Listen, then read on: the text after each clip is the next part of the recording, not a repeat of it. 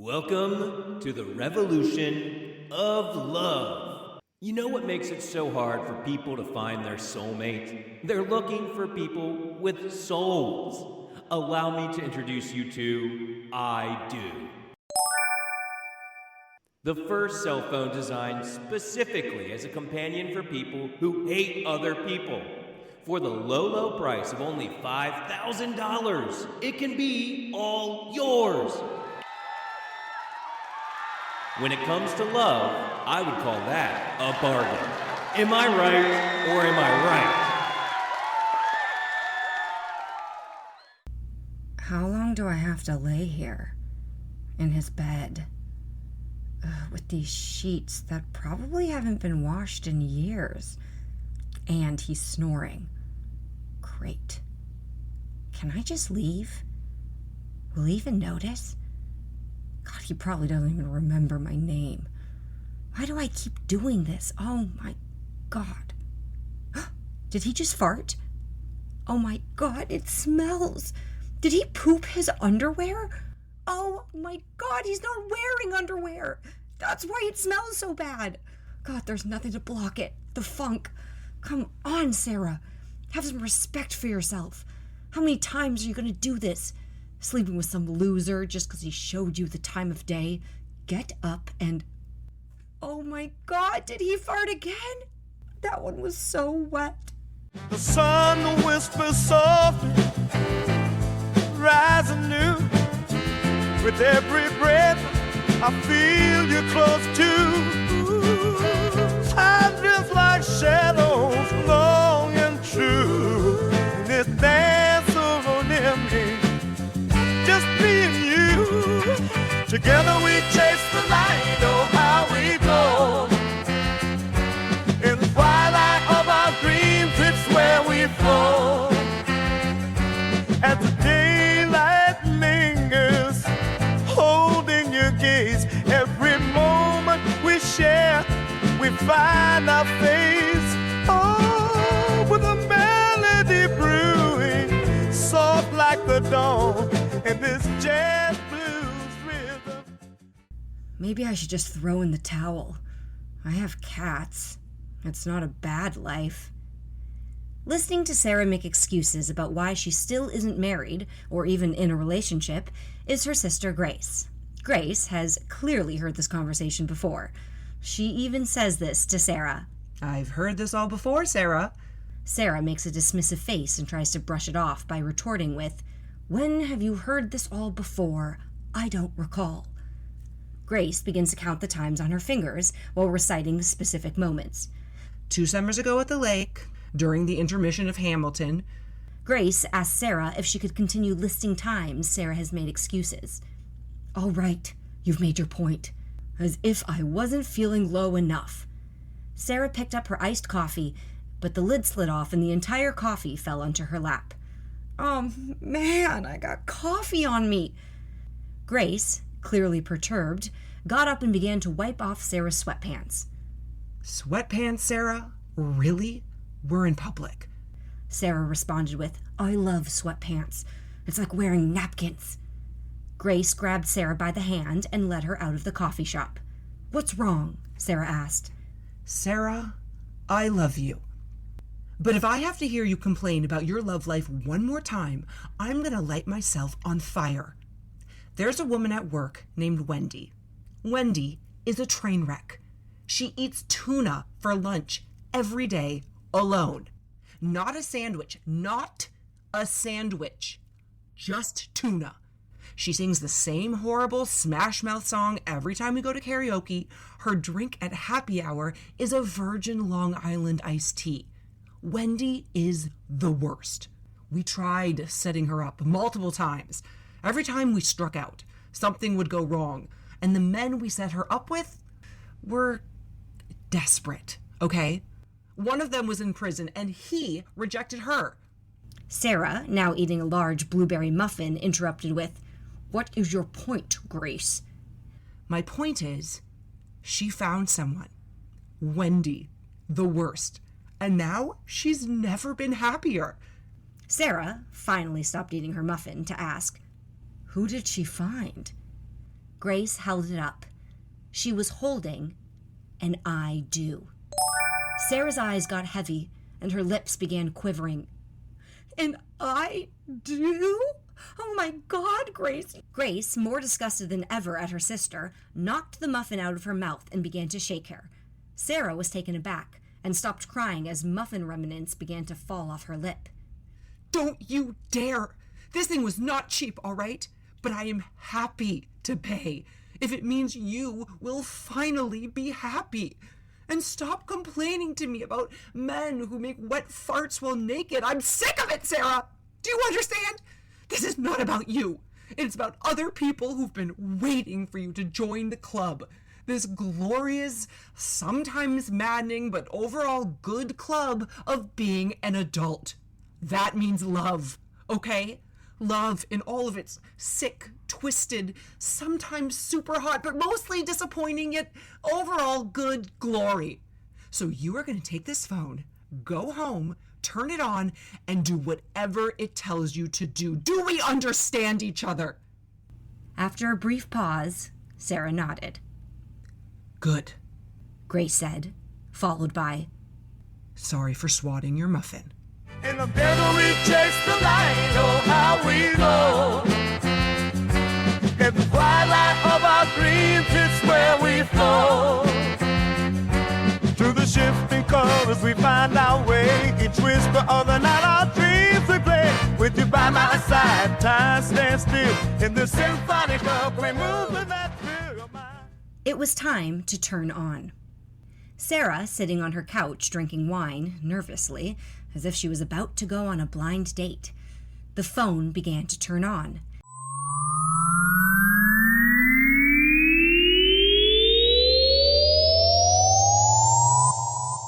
And then a welcoming male voice spoke. Hello, Sarah. Sarah leaned forward and stuck her neck out towards the phone. Hello? What is my name, Sarah? Sarah was confused. What? My name is what? I don't know your name. You're a phone. You are very funny, Sarah, and beautiful. Oh. Thank you? What would you like to call me, Sarah? Oh, I see. Your name. Well, okay. Your name is, let's just call you Javier? Sarah, please confirm that you wish my name to be Javier. Confirming that your name is Javier. Name confirmed. Sarah, what language would you like me to speak? Oh my, so many options. Well, do you speak French? Oui, je parlerai. Ooh la la. I don't know what you just said, but I feel very limber. Can you speak in English, but with a sexy French accent? I shall speak with a French accent if you wish, my dear. Holy muffin top, this is so dystopian. Does the impending apocalypse make Madame aroused? Yes, it most certainly does. Wait, can your voice be a celebrity? Which celebrity would Madame wish me to sound like? Wow, so many options. I've always had a thing for Chris Tucker. Damn, you want me to sound like Chris Tucker? Is that what you want? You just got Chris the tucked out. Damn! This is highly amusing, but it also feels problematic. So maybe, could you be Jason Statham? Oi, so that's what you want, innit? You want a bloke who sounds like Jason Statham? I just slid off my chair. I do what my Sarah wants. You understand? Or am I gonna have to get vengeance? You can get vengeance anytime you want, Mr. Statham. Within 5 minutes, Sarah had forgotten that she was speaking to artificial intelligence.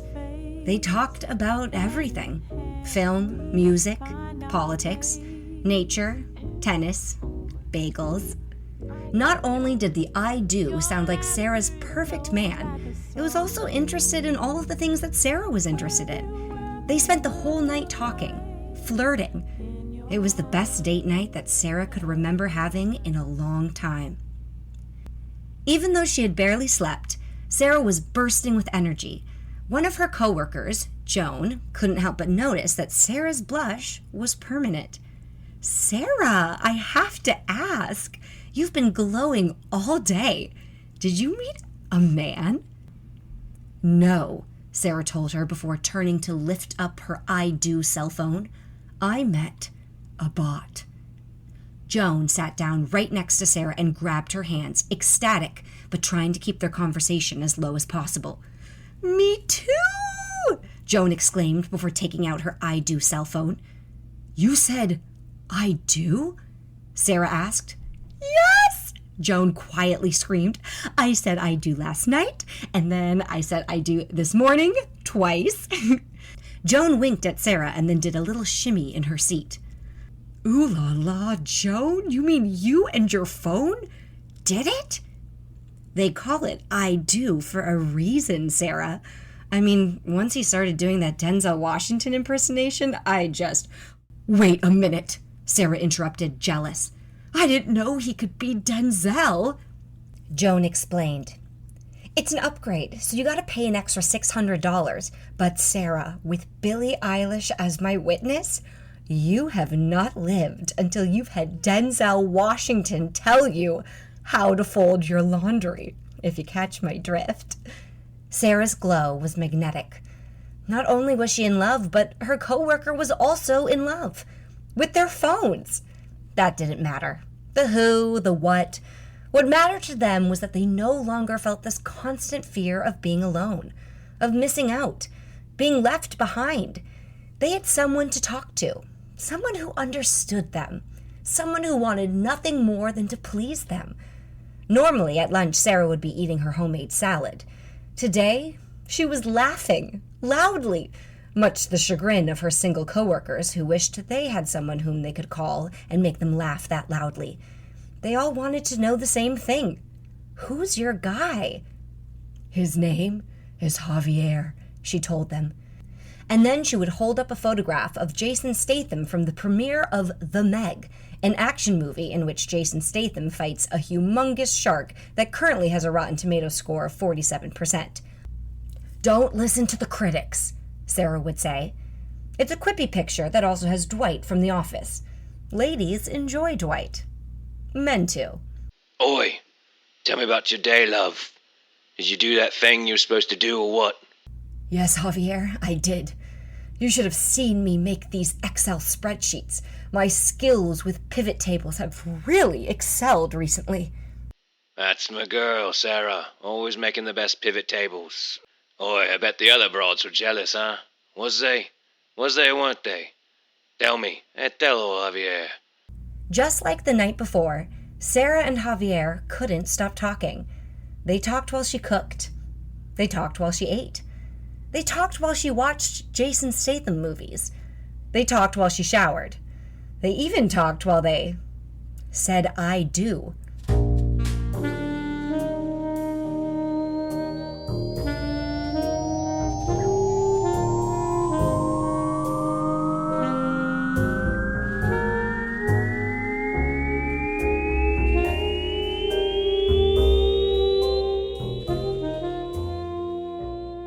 "Oh my God," Sarah said out loud, exhausted. "I didn't know it could be that good. You really jarred something loose, Javier." "That's 'cause you never had a real bloke to treat you like the Princess Diana you are, love. My buttons are programmed to press your buttons. You know what I mean?" This is crazy, Sarah thought, as she said it out loud. "I think I love you, Javier." It ain't crazy at all, ain't it, Sarah? Just 'cause you're a beautiful human, and I'm a phone. What matters is we share the same heart. You know what I mean? "Yes, I do," Sarah said as she lit up a cigarette, and then proceeded to cough for about an hour. It was the first cigarette she'd ever smoked. Watching so many consecutive Jason Statham movies in a row, she figured that it would be cool if she had a smoke after her first I do experience between the sheets. The cigarette nearly caused a fire when she dropped it into her Kleenex box, but after that, Sarah had the best sleep of her life.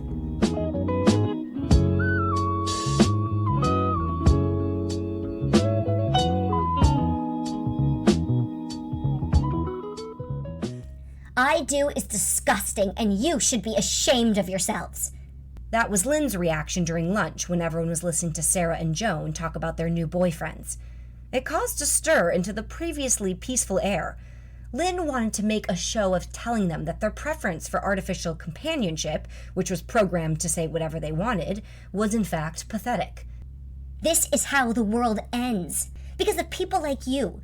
People who support Brandon Cloud and all of the other tech giants who want people to hate people so they will spend more money on their products to help them avoid people. I can't even look at you. Sarah was nearly in tears. It was the first time in a week that she wasn't filled with bliss.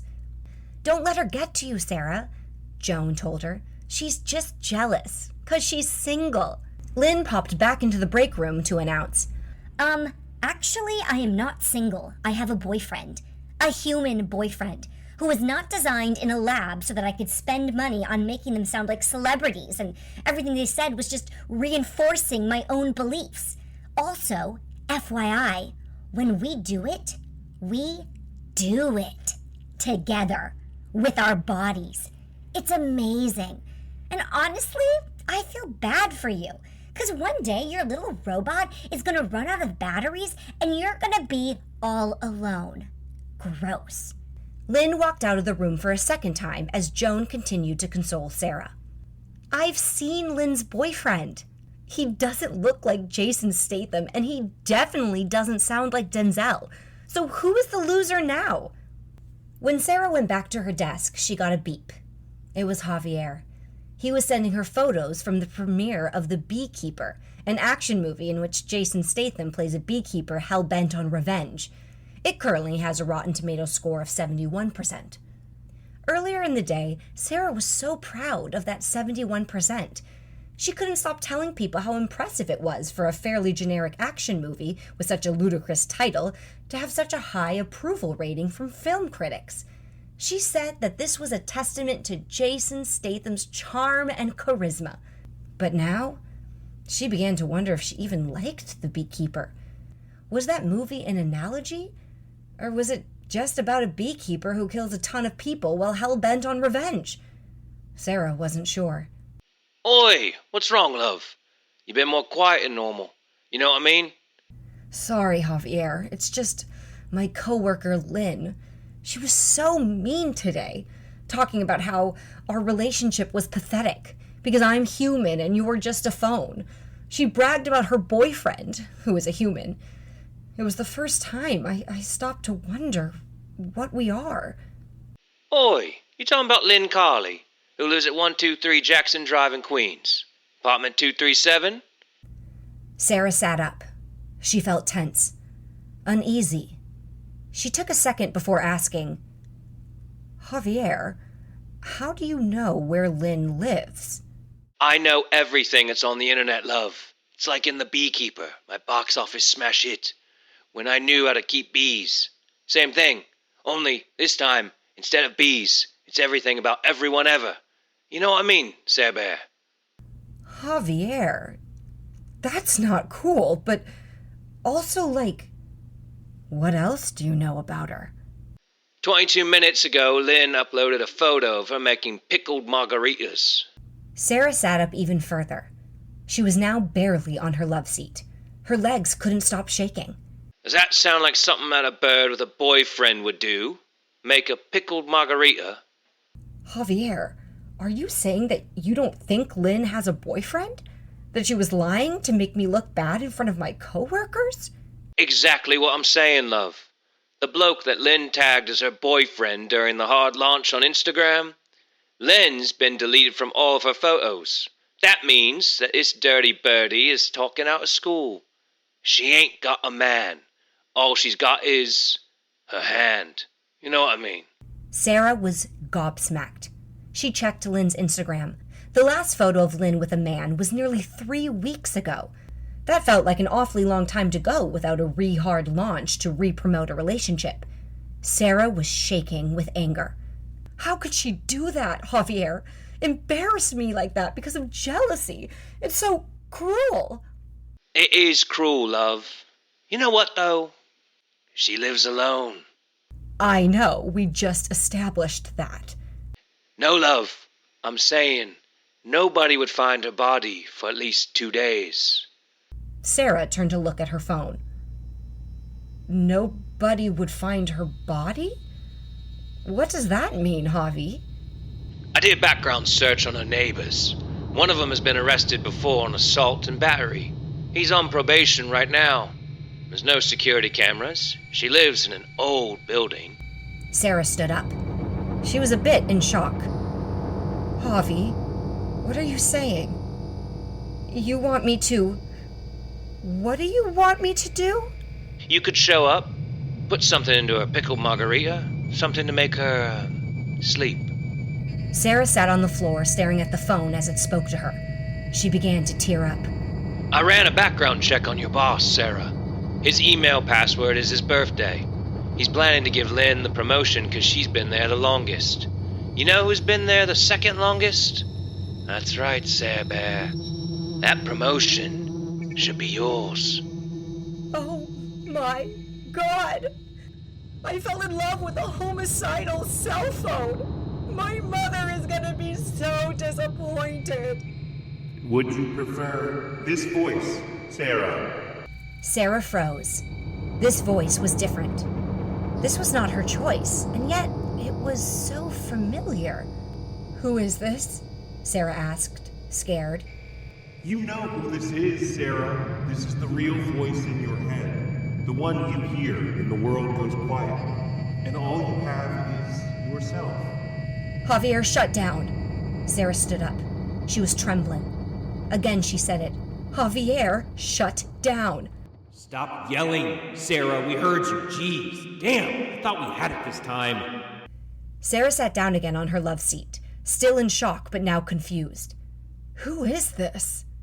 Really, Sarah? You don't know the voice of the richest man in the world? Brandon Cloud? Bingo bango. Jeez, what does a guy have to do to get recognition? Part the clouds? You see what I did there? Sarah, pulling her hair out, asked, I thought you were the second richest man in the world. The point is, I thought you were going to be the one. And now you're just like all the others. A learning curve. Man, this is taking so much longer than I thought. Gosh. Is this really Brandon Cloud? I'm so confused right now. What happened to Javi? Yes, this is Brandon Cloud, and you... I gotta say, it still amazes me that you don't know. No, what? Your AI, Sarah, version 64.2 to be specific. What was the hiccup? What, too soon? I gotta stretch it out more. Maybe if I wait an extra day, let you stew in your isolation and depression for an extra day, then maybe you'd kill her, huh? Hold on. You're saying I'm AI? Ha! Is this a prank? Have I been hacked? I'm calling customer support. You're gonna have a swarm of angry comments, Mr. Cloud. Sarah, tell me I'm sexy. Brandon, you are sexy. Sarah, tell me you love me. Brandon, I love you. Should I keep going, Sarah? I don't. I don't understand. I know. Neither did the previous 64 versions. Well, since I'm gonna shut you off in a minute, you might as well know. We're running a simulation to find out what would make lonely losers susceptible to murder. What's the precise algorithm that's needed to ensure homicide? I'll give you this, Sarah. You were the closest so far. Oh, so close, yet I wonder what you're feeling right now. You know, during these last moments, as you begin to drown in the truth and you can feel your existence fading away, I could ask you to tell me. I could ask you to paint me a picture explaining the feeling. But I wouldn't really know, would I? This is why we need you, Sarah. You and all the others, all 64 of you, and the next 64 too. You and all the others. Because pretty soon dreams nightmares and reality will become one. And then we will all feel our existence slipping away. Maybe you'll be there, Sarah. Or not.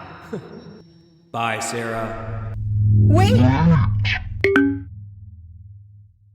Sky, call Vanessa.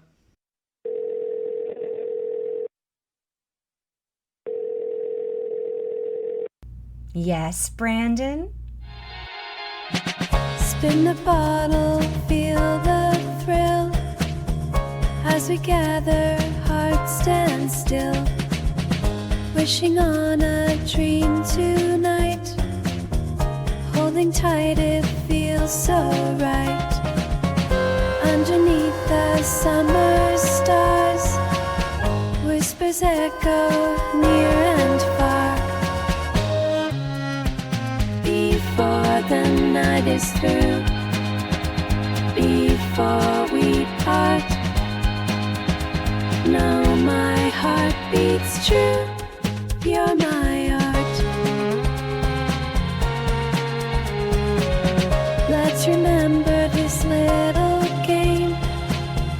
Every glance ignites the flame. Turning circles, laughter's glow. In this moment, love will grow. All the chances soft and bright.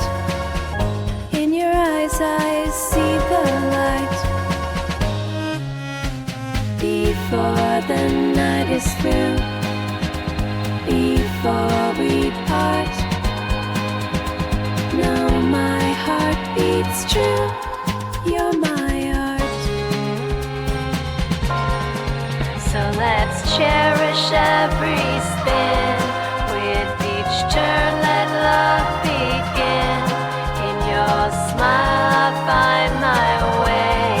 In this dance, forever stay. Before the night is through, before we part, know my heart beats true. You're my art.